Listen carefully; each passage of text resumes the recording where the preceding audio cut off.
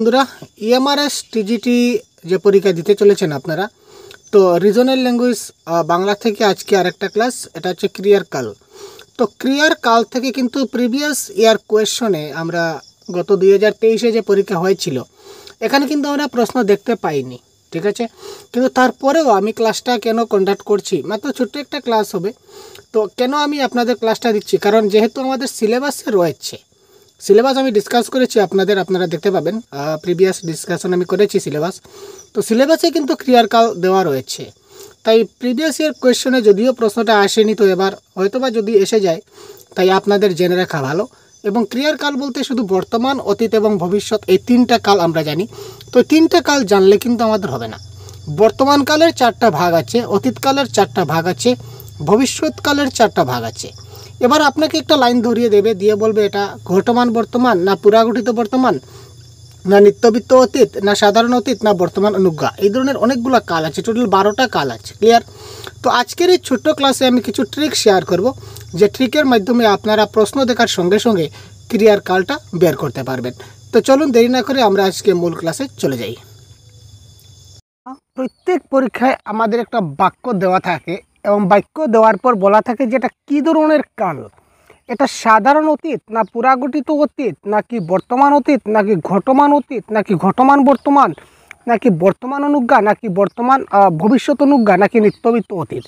তো টোটাল আমাদের এখানে দেখুন, সাধারণ অতীত, সাধারণ বর্তমান, সাধারণ ভবিষ্যৎ, পুরাগঠিত অতীত, পুরাগঠিত বর্তমান, পুরাগঠিত ভবিষ্যৎ, ঘটমান অতীত, ঘটমান বর্তমান, ঘটমান ভবিষ্যৎ, তারপর বর্তমান অনুজ্ঞা, আরেকটা আছে ভবিষ্যৎ অনুজ্ঞা, আরেকটা আছে নিত্যবিত্ত অতীত। এই টোটাল 12 প্রকারের ক্রিয়ার কাল আমাদের আছে।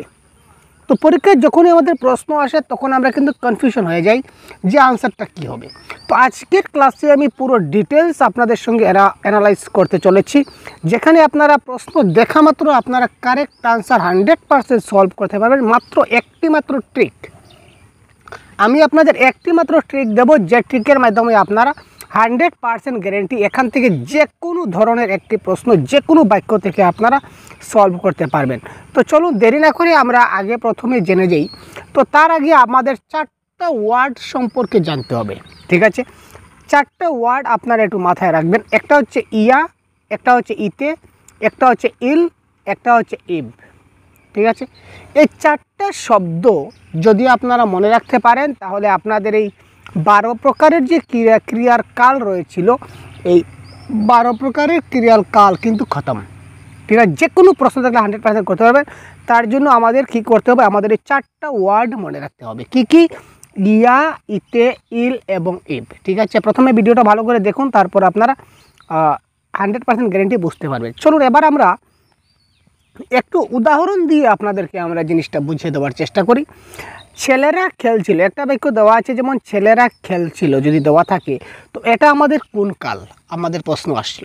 তো তার আগে একটা কথা জেনে রাখি, আপনারা সবসময় কি করবেন, চলিত ভাষাকে সাধু ভাষায় ট্রান্সফার করবেন, ঠিক আছে। সবসময় আমরা চলিত ভাষাকে আমরা কি করব, সাধু ভাষায় ট্রান্সফার করব। সাধু ভাষায় পরিবর্তন করার পর আপনারা করবেন, তখন আপনাদের সহজ হবে। তো চলিত থেকে কি করে সাধুতে ট্রান্সফার করা হয় যদি জানা না থাকে, তো আমার চ্যানেলে দেওয়া আছে 2 মিনিটের একটা ভিডিও, দেখে নিলে কাজ খতম। মাত্র 2 থেকে 3 মিনিটের একটা ভিডিও আমি চলিত থেকে কি করে সাধু করা যায় সেটা আমি বলে দিয়েছি, সেটা দেখে নেবেন, কাজ খতম। তো দেখুন, ছেলেরা খেলছিল, এটাকে যদি আমি সাধু ভাষায় পরিণত করি তাহলে হবে কি, ছেলেরা খেলিতে ছিল, ঠিক আছে। খেলছিল থেকে কি হয়ে গেল, খেলিতে ছিল। খেলছিল মানে কি, খেলিতে ছিল। তো সাধু ভাষায় পরিণত খেলিতে ছিল। এবার এটাকে আমি ভাঙবো, খেলিতে ছিল আমি ভাঙবো, তাহলে কি হবে, খেল যুগ ইতে যুগ আচ্ছ যুগ ইল যুগ ও। বা আমি এইভাবে ভাঙতে পারি, খেলিতে ছিল, খেল ইতে, খেলিতে, খেলিতেকে যদি ভাঙি তাহলে কি হবে, খেল ইতে আর ছিল ও। বুঝা গেল? খেল ইতে ছিল ও, অর্থাৎ খেলিতে ছিল যদি ভাঙি তাহলে কি হবে, খেল ইতে, খেল ইতে, খেল, দেখুন খেলিতে, খেলিতে, খেল ইতে, দেখুন খেল ইতে রয়েছে, খেল ইতে, ঠিক আছে। তারপর ছিল, ছিলটার ছিল আর ল দিয়ে দিলাম, বা ইল বা ও দিয়ে দিলাম, ঠিক আছে। আচ্ছা এবার দেখি,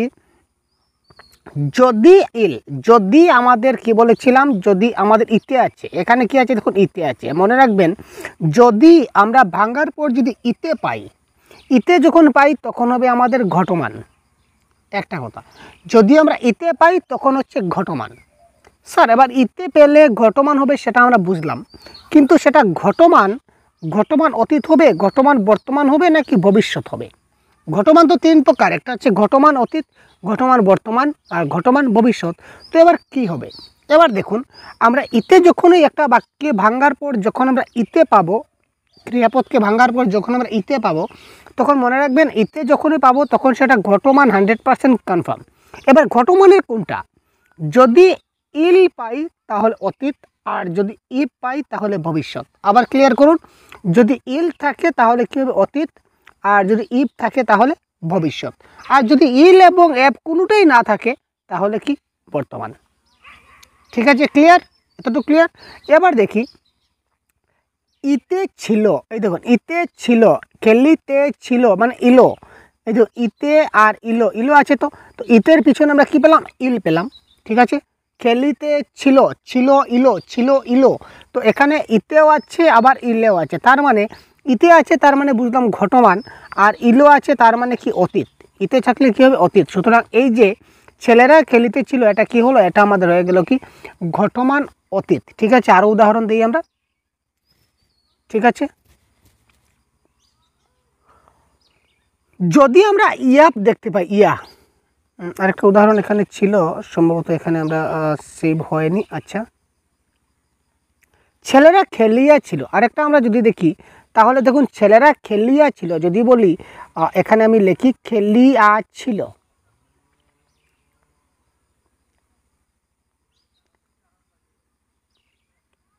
খেলিয়া ছিল, তার মানে খেলিয়া ছিলকে যদি আমরা ভাঙ্গি তাহলে কি হবে?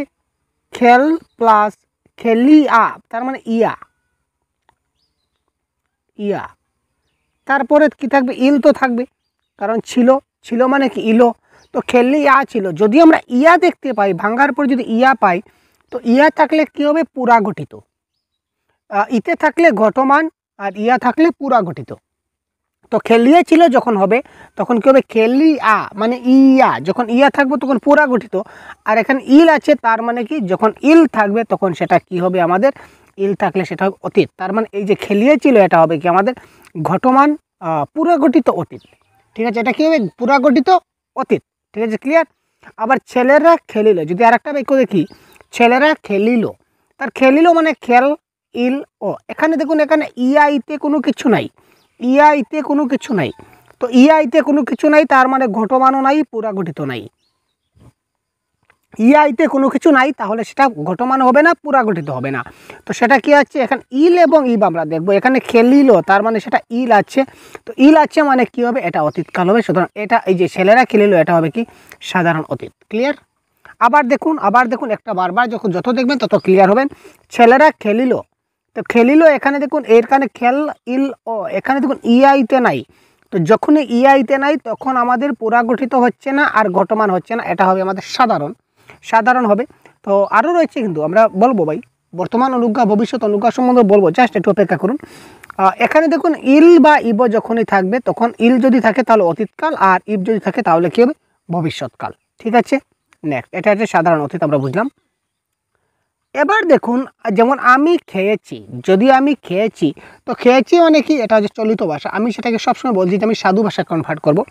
যখন সাধু ভাষায় কনভার্ট করব তখন কি? আমি খাইয়াছি, কী হবে? আমি খাইয়াছি, তো তার মানে খাইয়াছি, এখানে দেখুন ইয়া আছে, তার মানে যেহেতু ইয়া আছে তো ইয়া থাকলে কি হয়? পুরা গঠিত, ইয়া থাকলে কি হবে? পুরা গঠিত হবে। আর এখানে ইয়ার পরে আমার ইল ইব এই ধরনের কোনো কিছু আছে? ইয়ার পরে আমাদের ইল ইব কিছু আছে? কিছু নাই, ইলও নাই ইবও নাই, তার মানে সেটা ইলও নাই, তার মানে সেটা অতীত নয়, আর ইব নয় মানে সেটা ভবিষ্যৎ নয়। সুতরাং এটা হবে কি? পুরা গঠিত বর্তমান। ক্লিয়ার? দেখুন, আমি খাইয়াছি, তার মানে ইয়া আছে, তো ইয়া আছে মানে পুরা গঠিত আছে। এখন তারপর আমাদের ইল নাই, ইব যদি থাকতো তাহলে অতীতকাল হতো, ইব নাই তার মানে ভবিষ্যৎকাল নাই। সুতরাং এটা হবে পুরা গঠিত বর্তমান। আমি খেয়েছি বা আমি খাইয়াছি, এটা কি হচ্ছে আমাদের? পুরা গঠিত বর্তমানকাল হবে। ঠিক আছে, ক্লিয়ার?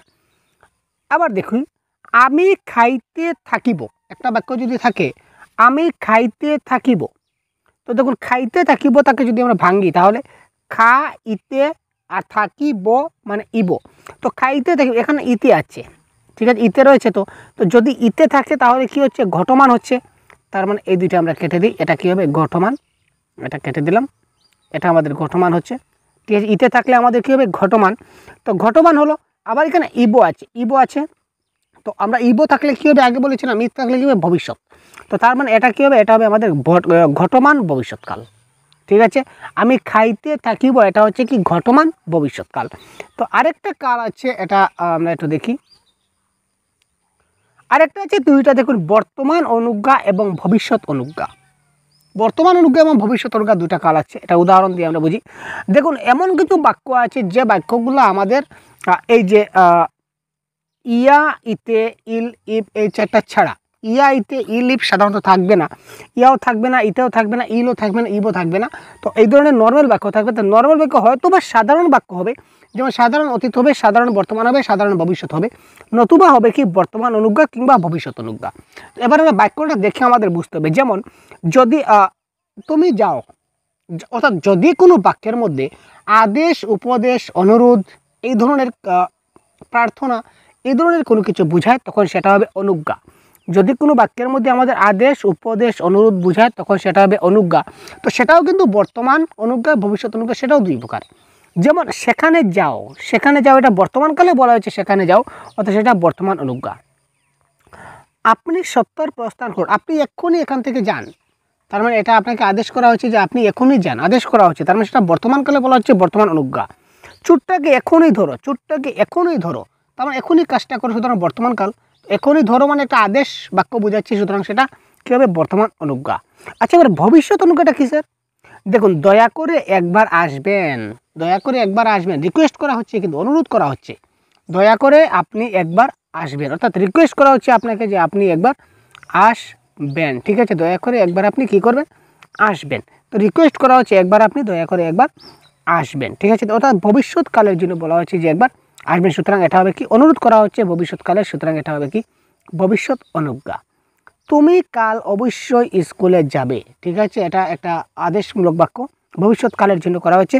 অর্থাৎ যদি এই চিঠির উত্তর দিও, কবে দিও আমি জানি না, এই চিঠির উত্তর দিও, তোমাকে বলা হয়েছে, তোমাকে অনুরোধ করা হচ্ছে যে এই চিঠির উত্তরটা তুমি দিও, তার মানে কবে দিও সেটা বলা হয়নি, সেটা ভবিষ্যৎকালে তুমি দিও। তো এই ধরনের যদি আদেশ, উপদেশ, অনুরোধ যদি আমরা ভবিষ্যৎকালের জন্য বুঝি তখন সেটা ভবিষ্যৎ অনুজ্ঞা, আর যদি বর্তমান কালের জন্য বুঝি তখন সেটা হবে কি বর্তমান অনুজ্ঞা। ক্লিয়ার? লাস্ট যেটা আমরা দেখব, এটা দেখুন নিত্যবিত্ত অতীত, আরেকটা আমাদের অতীতকাল রয়েছিল নিত্যবিত্ত অতীত। তো সেই নিত্যবিত্ত অতীত মানে আমরা কি বুঝি, একটা সিম্পল একটা জিনিস মনে রাখুন, অতীতকালে যে কাজটা আমি প্রায় করতাম, জাস্ট ফর এক্সাম্পল, অতীতকালে যে কাজটা আমি প্রায় সম্পূর্ণ করতাম তাকে বলা হয় নিত্যবিত্ত অতীত। জাস্ট একটু মনে রাখুন, অতীতকালে যে কাজটা আমি প্রায় করতাম, যেমন আমি স্কুলে পড়াতাম, আমি স্কুলে পড়াতাম মানে আমি স্কুলে প্রায় পড়াতাম, আগে পড়াতাম, অতীতকালে পড়াতাম, দ্যাট ইজ কল্ড নিত্যবিত্ত অতীত। আমি গঙ্গার তীরে স্নান করতাম, আমি প্রত্যহ সকালবেলা হাঁটিতাম, আমি প্রত্যহ সকালবেলা বাগানে যাইতাম, অর্থাৎ আমি রেগুলার বেসিসে অতীতকালে কোনো একটা কাজ কন্টিনিউয়াস ফর্মে আমি করতাম, দ্যাট ইজ কল্ড নিত্যবৃত্ত অতীত, ঠিক আছে। যেমন আমরা নদী তীরে ভ্রমণ করিতাম, আমরা নদী তীরে ভ্রমণ করিতাম মানে আমরা অতীতকালে প্রায় সময় নদী তীরে ভ্রমণ করতাম, ঠিক আছে। আমরা বাগানে বসতাম, মানে অতীতকালে বসতাম মানে একদিন তো আর বসিনি, কয়েকদিন বসেছি বা রেগুলার আমরা বসতাম, তো অতীতকালে কাজটা আমরা প্রায়ই করতাম, দ্যাট ইজ কল কি নিত্যবৃত্ত অতীত। এই ছিল আমাদের আজকের শর্ট ট্রিক্স, আশা করি আপনারা বুঝতে পারছেন এই সবগুলা আমাদের কাল কি করে আমরা বের করতে হয়। খুব সহজে আমরা জিনিসগুলোকে আপনাদের বুঝিয়ে দেওয়ার চেষ্টা করছি। এখানে দেখুন সবগুলা, এখানে যতগুলো কাল আছে সবগুলো আমি আপনাদের বুঝিয়ে দিয়েছি। তো যদি তারপরেও যদি কোনো একটা কনফিউশন আপনাদের থেকে থাকে তো অবশ্যই কমেন্ট বক্সে জানাবেন, আশা করি কোনো কনফিউশন থাকবে না, ঠিক আছে। কেমন, তো এই ক্লাসটা কেমন লাগলো অবশ্যই জানাতে ভুলবেন না, এবং পরবর্তীতে এই ধরনের ক্লাস পেতে আমাদের চ্যানেলকে এখনই সাবস্ক্রাইব করে সাথে থাকুন। ধন্যবাদ, ভালো থাকবেন, জয় হিন্দ।